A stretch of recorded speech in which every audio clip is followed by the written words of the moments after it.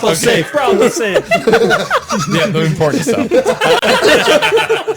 It was this in the back the whole time with a part. I didn't have a huge thing for that. That probably was just going to be gold. Just open the safe. I was probably just going to roll for gold and maybe put something silly in there, like a thong or something. That's just like, Dude, that's your new sling. The edible underwear. the edible underwear.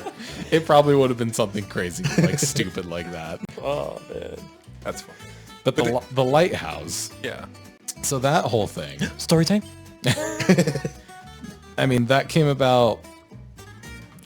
I knew that wasn't going to happen with the whole Broden thing happening. When you guys did the fight ring, I was like, all right, well, the lighthouse is just kind of scrapped, unfortunately, because that was going to be pretty much the dungeon that the Trials of Habella became.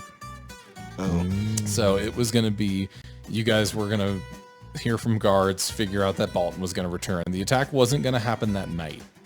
I sped that up because I was like, all right, we just got to have some big hook happen here.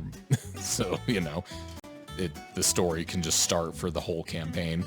But it was definitely going to be you guys slowly figure out, like, okay, there's infiltration, there's undead stuff happening, things that you still haven't found out of are happening.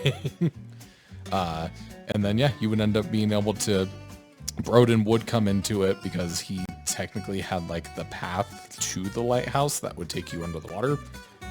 And then you would go to the lighthouse, do, like, this whole dungeon crawl thing to get to the Death Barnacle, like, hidden in a cove with all these pirates and shit. And that's where you would have to deal with Bolton for, like, the first time and figure out how to get into land.